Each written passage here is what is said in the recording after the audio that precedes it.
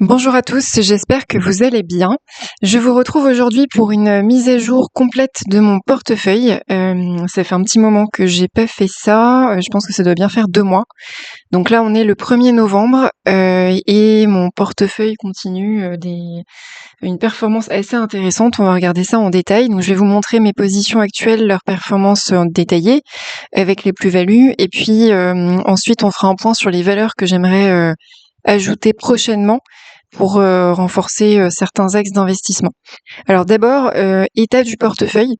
Donc vous le voyez actuellement, j'ai 88 280 €, dont un peu plus de 55 000 € investis, avec une performance cumulée positive, puisqu'il y a un gain de 5 070 €. Donc ça représente environ 9% sur la valeur du portefeuille.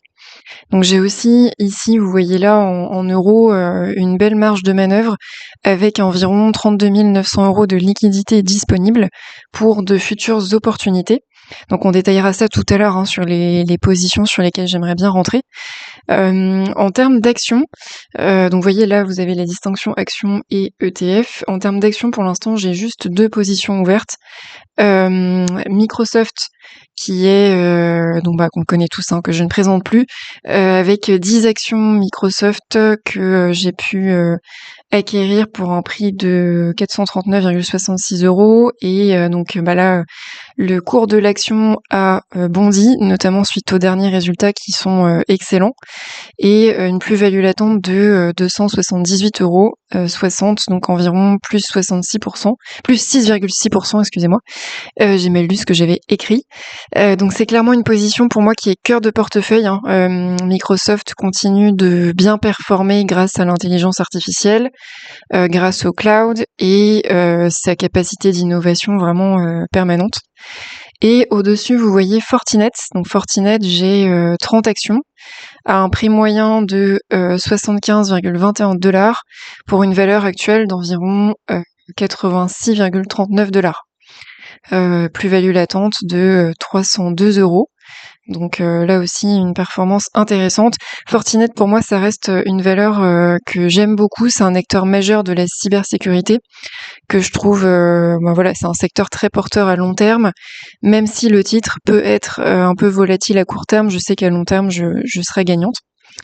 Et si on passe maintenant donc au tracker, donc vous voyez ici, bon, rien de neuf sous le soleil, hein, le MSCI World, 400 parts, environ 35 € en prix d'achat chacune, et là on a dépassé les 38 € la part. Et plus-value latente de 1305 €, donc quand même une performance d'environ 9,3% sur cette ligne. Donc ça, c'est mon socle, on va dire, principal qui... Enfin non, mon socle principal, c'est la suivante, mais c'est quand même, ça fait partie de mon socle principal qui couvre les marchés mondiaux développés. Invesco Nasdaq, donc là, j'ai 20 parts à environ 435 € de prix moyen d'achat. Valorisation totale 10 954 € et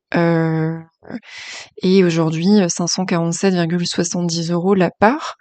Donc ça représente une plus-value latente de 2243,25 € et c'est-à-dire une performance de 25,7%. Donc ça, c'est, en termes de performance, c'est vraiment ma plus belle ligne. J'ai ouvert récemment une position sur l'indice Bitcoin. Alors, je l'ai ouvert à 200 parts. C'est un indice auquel je crois, c'est un indice assez récent, hein, qui a été ouvert en avril. Donc peu de retours d'expérience. Position un peu plus spéculative, donc notamment parce que plus récente, mais que je conserverai parce que ça m'expose au Bitcoin. Et je suis pas encore vraiment rentrée sur le Bitcoin en wallet froid, ce que j'envisage à suivre là sur la fin d'année et début d'année prochaine. Mais là voilà, dans l'immédiat, ça me permet quand même de m'exposer à l'évolution du Bitcoin. Donc j'ai pris 200 parts à environ 9,60 € de prix de revient unitaire. Et donc là, j'accuse une petite perte de moins 18,40 €, donc moins 0,9%. Mais voilà, donc sur du long terme, en tout cas, je crois quand même bien à cet indice-là. La suivante, c'est le S&P 500, qu'on ne présente plus aussi. Donc là, pareil, hein, 200 parts, environ 57 € de prix de revient. Valorisation aujourd'hui à 11 813 €, avec une plus-value latente de 397 €.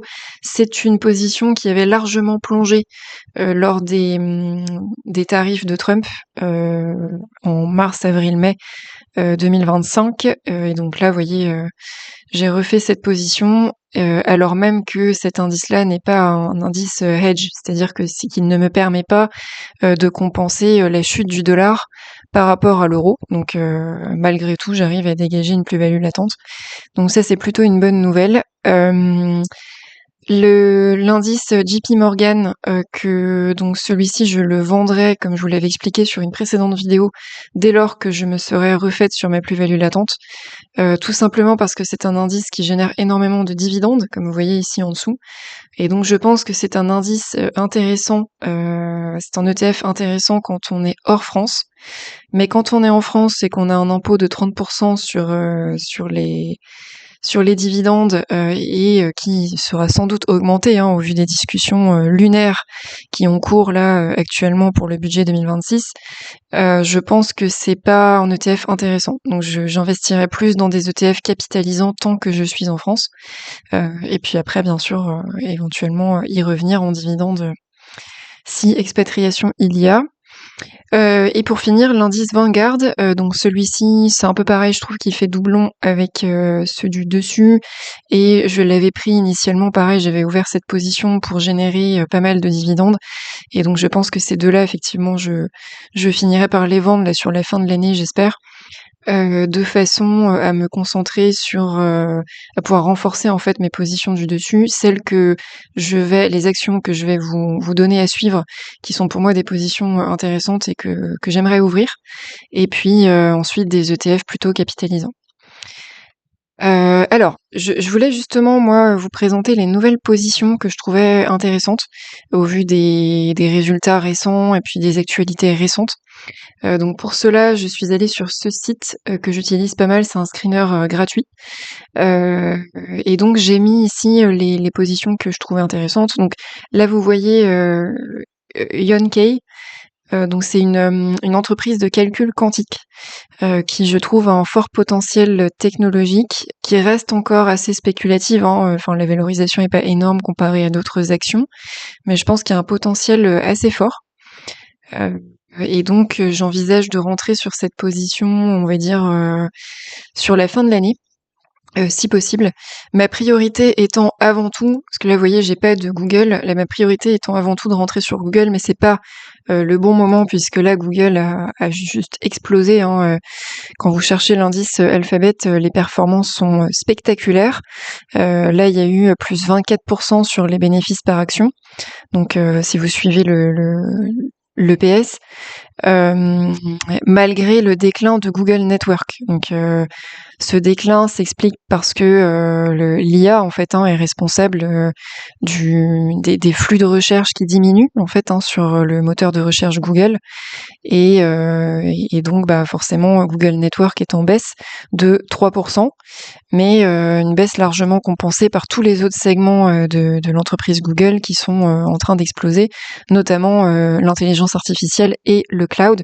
Google Cloud fait plus 34% et Azure fait plus 30%, donc c'est absolument démentiel. Et donc c'est pour ça que ma prochaine, dès lors que j'aurai une opportunité de revenir sur du Google, si possible à moins de 190 $, ce qui n'est pas du tout le cas maintenant. C'était le cas en début d'année, mais là maintenant on est plutôt autour des 265, il me semble. J'hésiterai évidemment pas à investir et à ouvrir cette position. Mais en dehors de Google, ma priorité ce serait celle-ci, que je trouve être quand même une entreprise vraiment de qualité à détenir sur du long terme. Autre entreprise que j'ai en tête, c'est celle-ci. Donc ça, c'est une entreprise spécialisée dans les solutions électroniques avancées et dans la 3D. Donc jusqu'à présent, voilà, c'est une entreprise qui a une capitalisation assez petite par rapport aux autres, mais qui me semble prometteuse, entreprise suisse. Donc voilà, notamment dans les semi-conducteurs. Toujours dans les semi-conducteurs, j'ai relevé celle-ci, qui est donc américaine, fabricante de semi-conducteurs également à base de GaN, donc c'est-à-dire de nitrure de gallium. Et donc pareil, ça me semble être intéressant, c'est doublement intéressant parce que ce qu'ils utilisent comme technologie, c'est une technologie clé pour l'efficacité énergétique. Donc pareil, une entreprise avec une valorisation qui est assez basse pour l'instant, ce qui permet aussi de diluer quand même pas mal le risque et de tabler sur une explosion à venir. Une autre entreprise également que je souhaite vous montrer, c'est l'inévitable Booking, donc leader mondial de réservation de voyage, qu'on présente plus, entreprise très rentable, bien positionnée, avec un montant d'action qui est très élevé, mais pour ce niveau de qualité, ça me semble être quand même intéressant. Donc je pense attendre quand même une prochaine opportunité. Là, vous voyez, au niveau des bougies, on est quand même sur on va dire une valeur assez basse en comparaison des mois précédents. Mais bon, vous imaginez bien, ceux qui ont pu investir là pendant les tarifs de Trump, c'était le bon move, je pense, que je n'ai pas fait parce qu'à l'époque, j'avais pas forcément cette opportunité-là en tête, mais je la garde pour les mois à venir. Autre opportunité, BlackRock. Donc BlackRock, pareil, qu'on ne présente plus, géant mondial de la gestion d'actifs, qui est vraiment une valeur sûre pour l'exposition financière. Donc là, pareil, autre opportunité, plutôt en dessous des 950. Donc j'attends cette valorisation pour pouvoir ouvrir une position.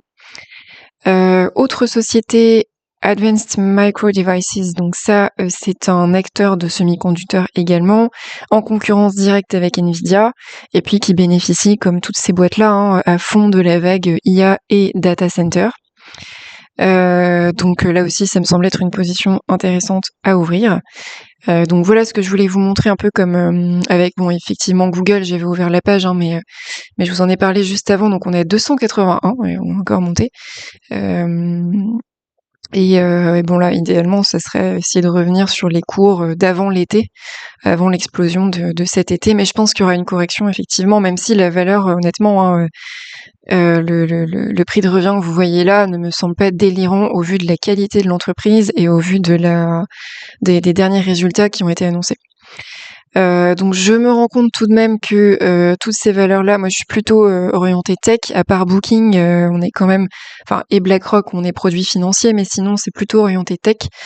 Et donc j'équilibrerai, je pense, avec mon PEA que je vous montrerai dans une prochaine vidéo, que j'ai quand même fini par ouvrir parce que ça reste une dernière niche fiscale intéressante en France, même si ça, c'est pareil, ça va sans doute pas tarder à être éradiqué par le régime communiste français. Mais voilà, j'envisage d'investir aussi dans mon PEA sur des actions intéressantes, plutôt axées produits financiers, chez notamment Flatex de Giraud, puisque moi, donc mon courtier est chez de Giraud et ça fonctionne très bien. Et c'est un très bon courtier, donc je pense que j'investirai aussi chez eux. Chez l'assurance, la Zurich Insurance Group, qui pareil a des très bons résultats et est très bien coté. Et chez Logitech également, Logitech International, qui est une autre entreprise suisse que je trouve assez intéressante. Donc ça, ce sera l'objet d'une prochaine vidéo, parce que j'ai déjà ouvert mon PEA, j'ai un petit peu plus de 12 000 € sur mon PEA, avec pareil un potentiel d'accélération à environ 30 000 € que je peux mettre dessus en plus, et que je ne me priverai pas de mettre s'il y a de belles opportunités qui se présentent. Et donc dans une prochaine vidéo, je vous montrerai mes positions sur mon PEA, donc particulièrement ASML, Novo Nordisk, LVMH et Nebius, en entreprise hollandaise d'intelligence artificielle, une vraie pépite dans laquelle j'ai investi. On était autour des 90 € et là on a dû dépasser déjà les 130. Donc intelligence artificielle toujours, et portée par un gros contrat notamment avec Microsoft. Donc voilà, on verra tout ça ensemble dans une prochaine vidéo. J'espère que celle-ci vous aura plu. N'hésitez pas à liker, à commenter, je suis preneuse si vous avez des bonnes idées de vidéos. Je vous dis à bientôt et portez-vous bien.